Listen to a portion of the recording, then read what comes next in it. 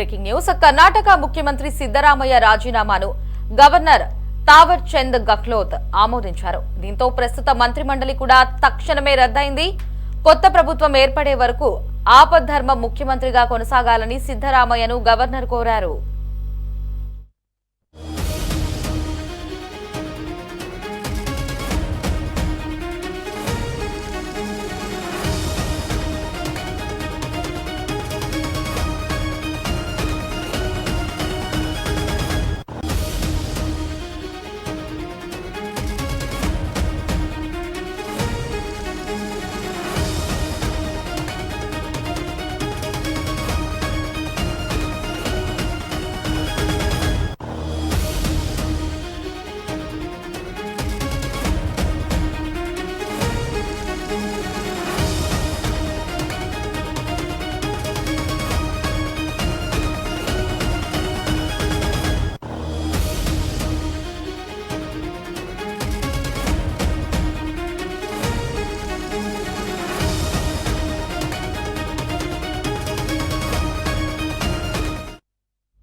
మరోవైపు కర్ణాటకలో నాయకత్వ మార్పు ప్రక్రియను పూర్తి చేసేందుకు అధిష్టానం వేగంగా చర్యలు తీసుకుంటోంది.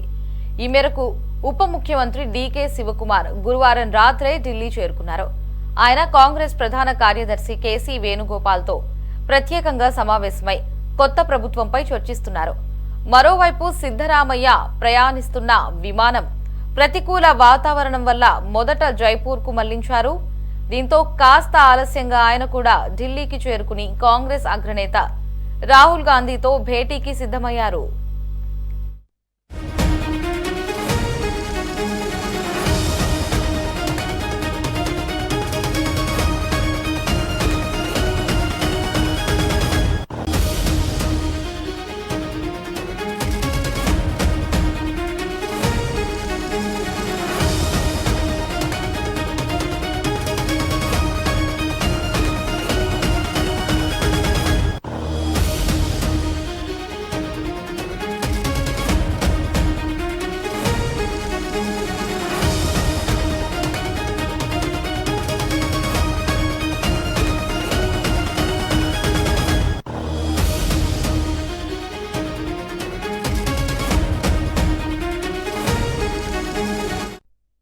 ఢిల్లీ చేరుకున్న సిద్ధరామయ్య, డీకే శివకుమార్లు మీడియాతో క్లుప్తంగా మాట్లాడారు.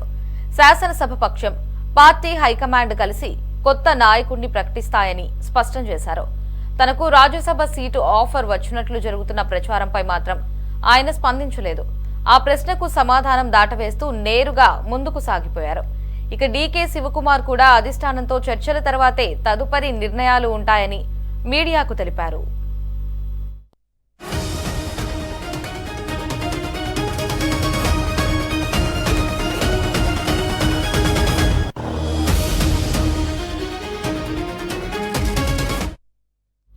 మరోవైపు అధికారికంగా ప్రకటించకపోయినప్పటికీ డీకే శివకుమార్ ముఖ్యమంత్రి పగ్గాలు చేపట్టేందుకు దాదాపు మార్గం సుగమమైంది.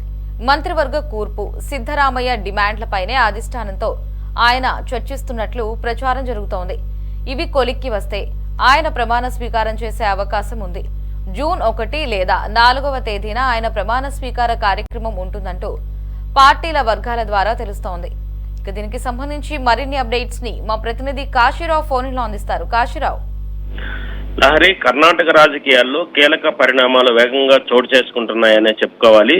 రాష్ట్ర ముఖ్యమంత్రి సిద్ధరామయ్య తన పదవికి రాజీనామా చేయడం, గవర్నర్ తావర్ చంద్ గెహ్లోట్ ఆ రాజీనామాను ఆమోదించడం దేశ రాజకీయాల్లో పెద్ద చర్చకు దారితీసింది. రాజీనామా ఆమోదంతో ప్రస్తుత మంత్రిమండలి కూడా తక్షణమే రద్దయింది. అయితే కొత్త ప్రభుత్వం ఏర్పడే వరకు ఆపద్ధర్మ ముఖ్యమంత్రిగా కొనసాగాలని గవర్నర్ సిద్ధరామయ్యను కోరారు. దీంతో గత కొంతకాలంగా కొనసాగుతున్నటువంటి నాయకత్వ మార్పు ప్రచారాలకు అధికారిక ముద్ర పడినట్లుగా కూడా మనం చెప్పుకోవాలి. 2023 అసెంబ్లీ ఎన్నికల్లో కాంగ్రెస్ ఘన విజయం సాధించినప్పటి నుండే ముఖ్యమంత్రి పదవిపై సిద్ధరామయ్య, డీకే శివకుమార్ మధ్య పోటీ నెలకొనింది. ఇద్దరు పార్టీకి బలమైన నాయకులే కావడంతో కాంగ్రెస్ అధిష్టానం అప్పట్లో సమతుల్య ఫార్ములాను అమలు చేసింది. సిద్ధరామయ్యకు ముఖ్యమంత్రి బాధ్యతలు అప్పగించగా డీకే శివకుమార్ కు ఉప ముఖ్యమంత్రి పదవితో పాటు కీలక శాఖలు ఇచ్చింది. అప్పటి నుంచే రెండున్నరేళ్ల తర్వాత నాయకత్వ మార్పు జరిగే అవకాశం ఉందన్న చర్చలు రాజకీయ వర్గాల్లో వినిపించాయి. ఇప్పుడు ఆ ఫార్ములాను అమల్లోకి వచ్చినట్లుగా కూడా స్పష్టంగా తెలుస్తుంది. రాజీనామాకు ముందు బెంగళూరులోని తన నివాసంలో సిద్ధరామయ్య కీలక సమావేశం నిర్వహించారు.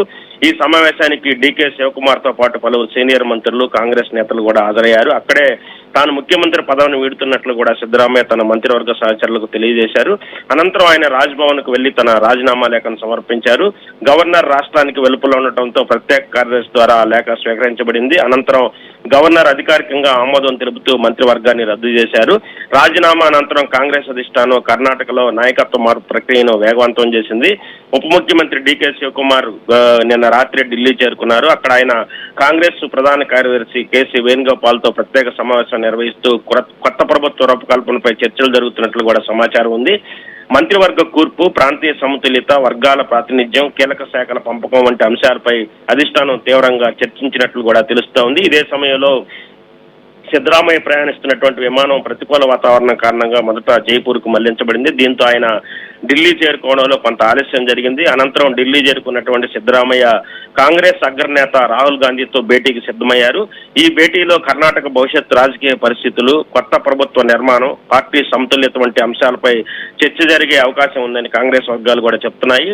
ఢిల్లీ విమానాశ్రయంలో మీడియాతో మాట్లాడినటువంటి సిద్ధరామయ్య కొత్త ముఖ్యమంత్రి ఎంపికపై క్లుప్తంగా స్పందించారు.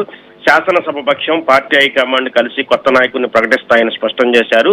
తనకు రాజ్యసభ సీటు ఆఫర్ వచ్చినట్లు జరుగుతున్నటువంటి ప్రచారంపై మాత్రం ఆయన స్పందించలేదు. ఆ ప్రశ్నకు సమాధానం ఇవ్వకుండా నేరుగా ముందుకు సాగిపోవడం రాజకీయ వర్గాల్లో ఆసక్తికర చర్చకు దారితీసింది. సిద్ధరామయ్య జాతీయ రాజకీయాల్లోకి వెళ్తారా లేక కర్ణాటక రాజకీయాల్లోనే కొనసాగుతారా అన్న అంశంపై ఊహాగానాలు కొనసాగుతున్నాయి. మరోవైపు డీకే శివకుమార్ కూడా మీడియాతో మాట్లాడారు. అధిష్టానంతో చర్చల తర్వాతే తదుపరి నిర్ణయాలు ఉంటాయని కూడా ఆయన తెలిపారు. దీంతో కాంగ్రెస్ అధిష్టానం కర్ణాటకలో నాయకత్వం మార్పును అత్యంత జాగ్రత్తగా నిర్వహిస్తున్నట్లు కూడా స్పష్టమవుతా ఉంది. పార్టీ యొక్క అంతర్గత సమతుల్యత దెబ్బతినకుండా ఉండేందుకు అన్ని వర్గాలతో చర్చలు కొనసాగుతున్నట్లు కూడా సమాచారం ఉంది. ముఖ్యంగా సిద్ధరామయ్య వర్గానికి సరైన ప్రాధాన్యం కల్పించకపోతే భవిష్యత్తులో అసంతృప్తి పెరిగే అవకాశం ఉందని అధిష్టానం భావిస్తున్నట్లు కూడా మనకు తెలుస్తా ఉంది.